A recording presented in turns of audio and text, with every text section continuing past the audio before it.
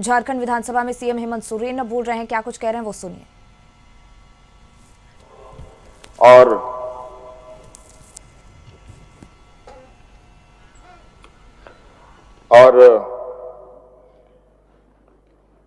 अध्यक्ष महोदय, इस राज्य में कुछ जो भी आज हम देश में लोकतंत्र का इतना बड़ा ये देश, इसमें कानून एक ऐसी कानून का क्षेत्र है अध्यक्ष महोदय, जिसको लीगल साइड हम लोग कहेंगे तो सही। उस क्षेत्र में यहां पर बहुत कम बच्चों को अवसर मिलता था अध्यक्ष महोदय, और नतीजा है कि यहां पर वकील नहीं है तो जज भी नहीं बनते। एक दो जज हैं, एक दो कभी बने तो बने गलती से, भूल से। अभी हाल फिलहाल में ही एक जज थे, वो भी रिटायर कर गए। और मुझे लगता है अध्यक्ष महोदय, इस क्षेत्र में भी यहाँ के आदिवासी दलित पिछड़ों को आगे आना चाहिए।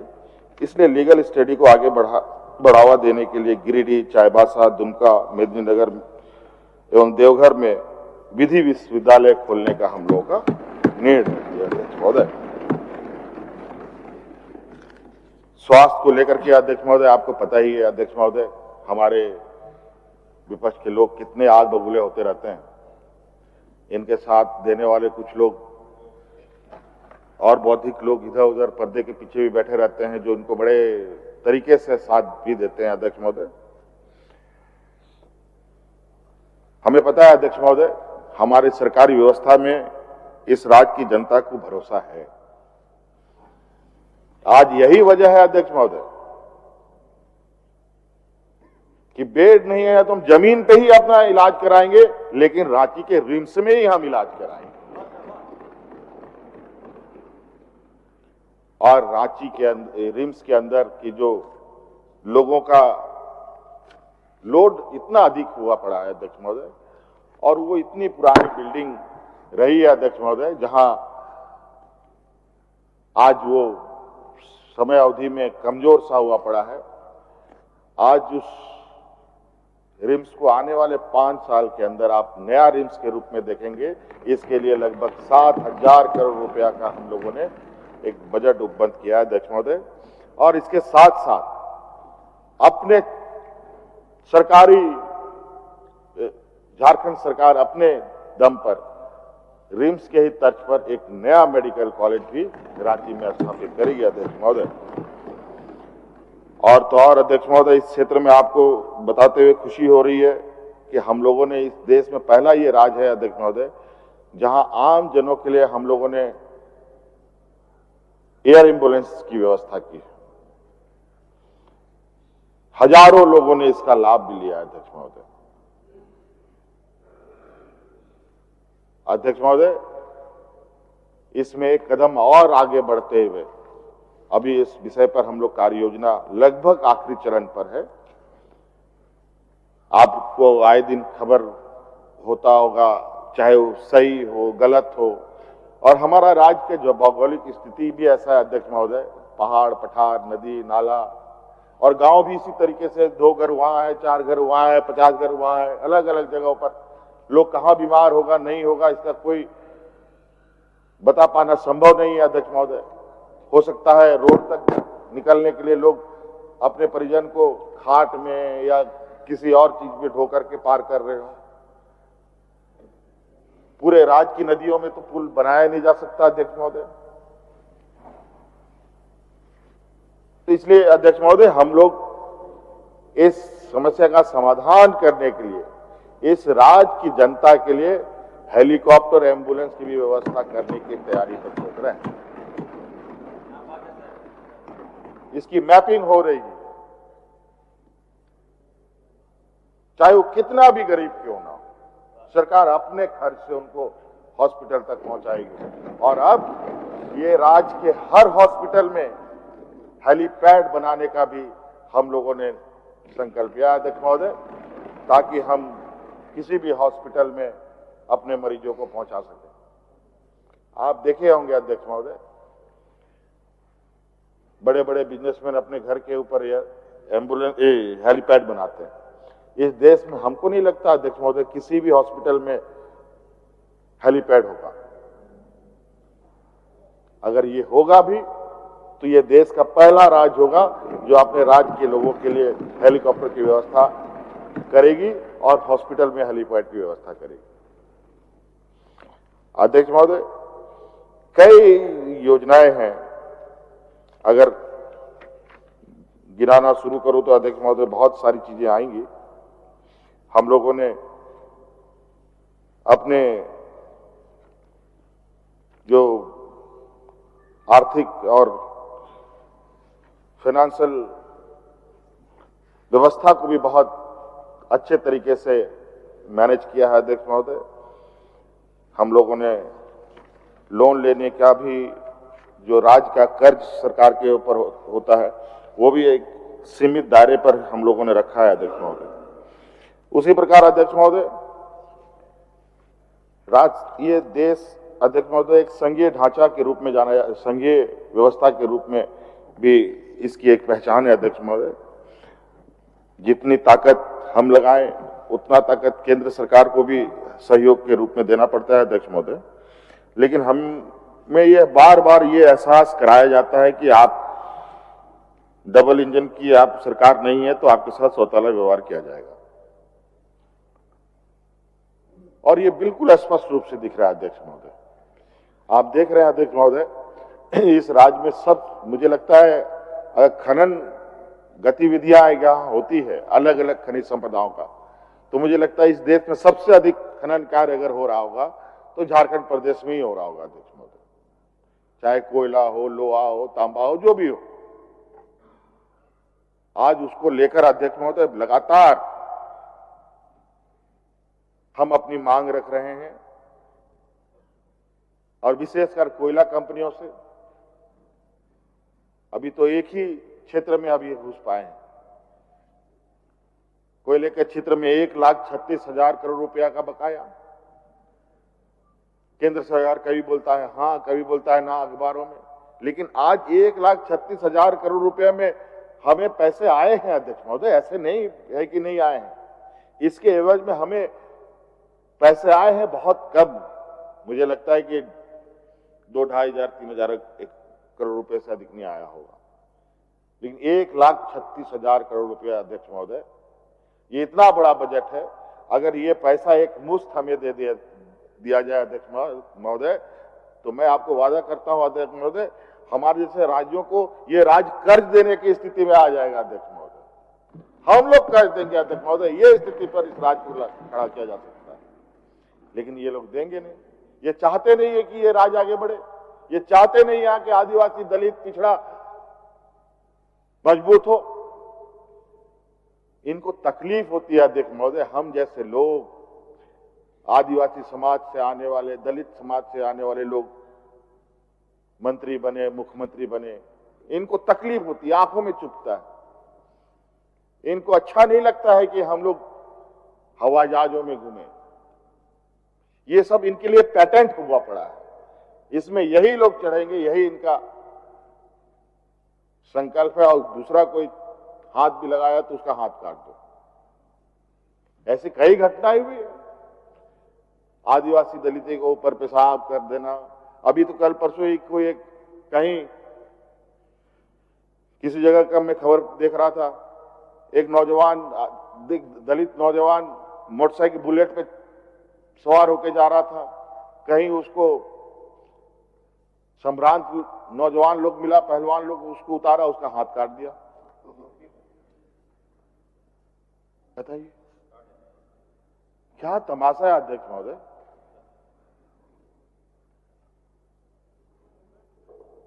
अध्यक्ष महोदय बहुत विचित्र स्थिति है अध्यक्ष महोदय। उसी प्रकार अध्यक्ष महोदय मनरेगा जैसे महत्वपूर्ण योजना, मुझे लगता है देश का गांव देहात और मजदूर वर्ग का व्यक्ति मनरेगा के नाम से ही जिंदा है। पैसा तो उसको कब मिलता है नहीं मिलता है वो खुद ही समझता होगा अध्यक्ष महोदय, लेकिन मनरेगा के नाम से ही जिंदा रहता है, क्योंकि उसको पता है कि ये एक ऐसी योजना है जो विशुद्ध रूप से ऐसे लोगों का सहारा है जिसका कोई सहारा नहीं।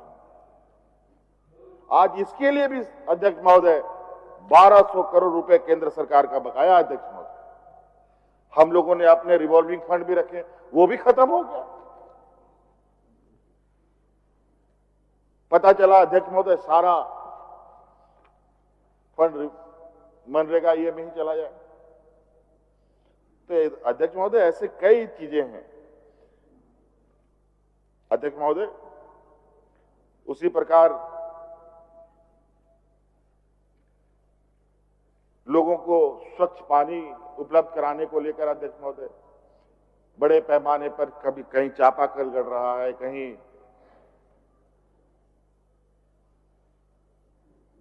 बड़े क्या कौन HTT क्या बोलते हैं, बड़े HYDT बोरिंग करने के कई हमारे विपक्ष के लोगों ने भी कहा है कि HYDT हमारे यहाँ बोरिंग करा दीजिए, वहां पानी बहुत नीचे चला गया है। प्राकलन भारत सरकार एक सीमित तक देता है, उससे नीचे का कोई अता पता नहीं, पानी का लेयर दिन ब दिन नीचे जा रहा है। फिर भी हम लोग का प्रयास है अध्यक्ष महोदय कि लोगों को स्वच्छ पानी पहुंचाएं, लेकिन इसमें भी कई बाधाएं समस्याएं आती है। अध्यक्ष महोदय, 6000 करोड़ से ज्यादा बकाया जो हमें राज्य सरकार को देना है, जो हमारा अधिकार बनता है, वो भी बकाया है। अध्यक्ष महोदय, कैसे इतनी जल्दी पहुंचती, कैसे हम इस समय पर पूरा कर पाए? और ये मार्च खत्म होने के 2-4 दिन बाकी है अध्यक्ष महोदय, अभी इतने बकाये इनके पास पड़े हुए। और बजट भाषण में देंगे आपने खर्च नहीं किया, आपने वहां डुबा दिया, यहां बर्बाद कर दिया, आपका पैसा खर्च नहीं हो पाया। तो कई ऐसी चीजें हैं अध्यक्ष महोदय। सामाजिक सुरक्षा में भी हम लोगों ने सर्वजन पेंशन लागू किया, उसमें कुछ हिस्सा भारत सरकार की तरफ से मिलने वाला जो पैसा है वो पैसा नहीं आ रहा है। गांव में हमारे द्वारा चालू की गई योजना के पैसे उनको मिल रहे हैं, लेकिन कुछ लोगों को पेंशन नहीं मिल रहा। और ये लोग उस योजना को, हमारे विपक्ष के लोग बोलते हैं ये भारत सरकार नहीं, राज्य सरकार ने रोक रखा है पैसा, ये अफवाह फैलाते हैं। महीनों तक रोक के रखा जाता है अध्यक्ष महोदय। और गरीबों को आवाज देने की बात हमारे प्रधानमंत्री जी लगातार बोलते हैं, हर गरीब को आवाज देंगे। आवाज कहां से देंगे आप? जिस तरीके से सौतेला व्यवहार करेंगे तो कहां से गरीबों को आवाज पहुंचेगा? अध्यक्ष महोदय, हमारा जो आवंटन है वो आवंटन हम अपने डबल इंजन की सरकारों को दे देते हैं। अध्यक्ष महोदय, इसीलिए हम अपने पैरों पर खड़ा होना चाहते हैं और दिन रात इस विषय पर हम लोग काम कर रहे हैं। अध्यक्ष महोदय, हम लोग अपना संसाधन भी जुटाने में कोई कसर हम लोगों ने नहीं छोड़ा है।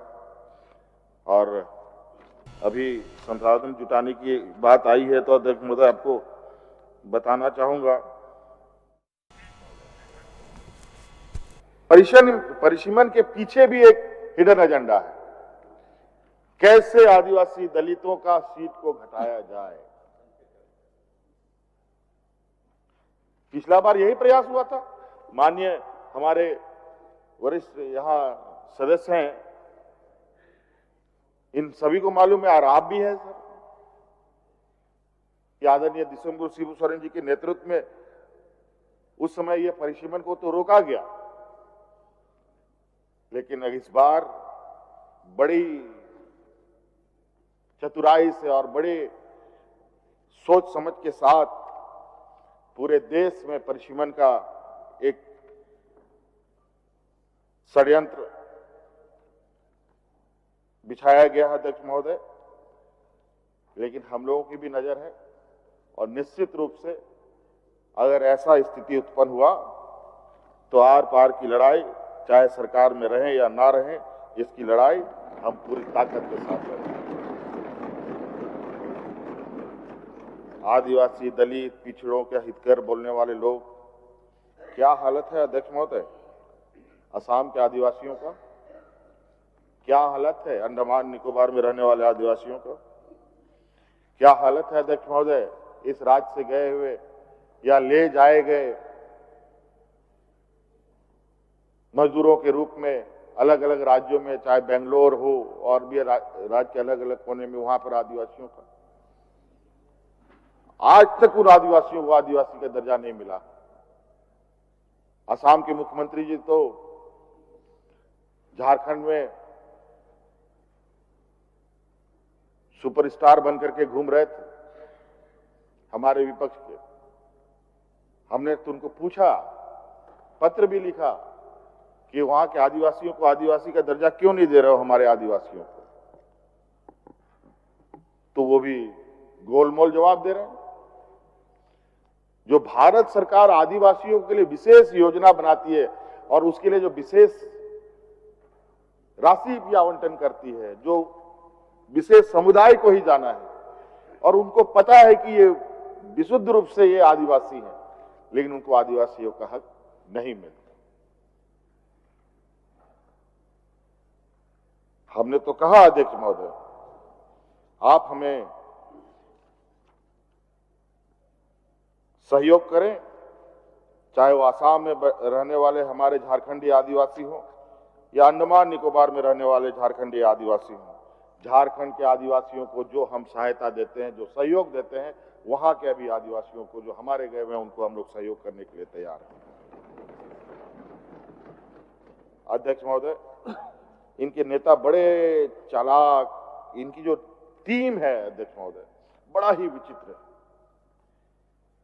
ऐसा टीम शायद देश पहली बार देख रहा है और शायद ये आखिरी बार ही देखेगा। ऐसा दूसरा भी कोई बन नहीं पाएगा अध्यक्ष महोदय।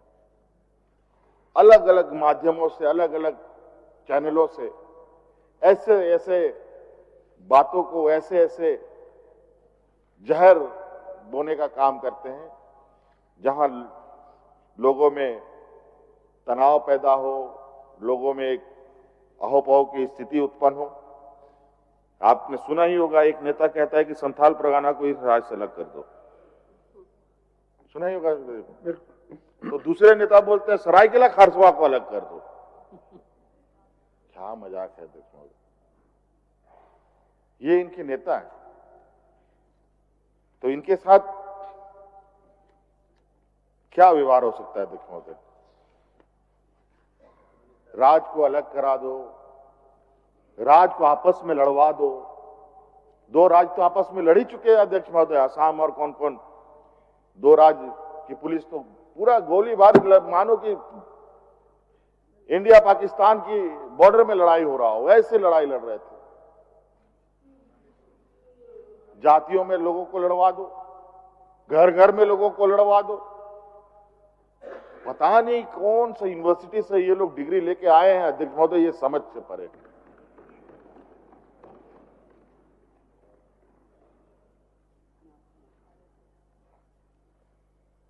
अलग अलग तरीके से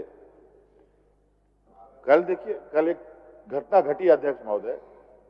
सबको ऐसी घटना के लिए हम भी निंदा करते हैं। माननीय संसदीय कार्य मंत्री जी ने पूरा सदन में इस विषय पर खेद जताया। खेद ही नहीं जताया अध्यक्ष महोदय, बल्कि सरकार की संवेदनशीलता इतनी है अध्यक्ष महोदय, इस घटना को कोई माफ नहीं कर सकता। इसको लेकर के संसदीय कार्य मंत्री जी के साथ साथ हमारे आरजेडी के विधायक और झारखंड मुक्ति मोर्चा के ये योगेंद्र प्रसाद जी, लोग तीनों उनके मृत परिवार से जब भी मिल के आए अध्यक्ष महोदय और उनको आश्वस्त करके आए अध्यक्ष महोदय, जो भी अपराधी है उनके ऊपर कड़ी कार्रवाई होगी। आधा तो अध्यक्ष महोदय हमारी सुरक्षा कर्मियों ने एक कर ही दिया अध्यक्ष महोदय, एक को तो पकड़ा ही है, उसी का बयान है कि किस वजह से ये घटना घटी। लेकिन इसको इन लोगों ने अलग तरीके से तुल दिया। झारखंड बंद, रांची बंद, क्या बंद करो, और बंद करने का क्या जरूरत है? बोलना ही खाली काफी है अध्यक्ष महोदय। जितने भी दुकान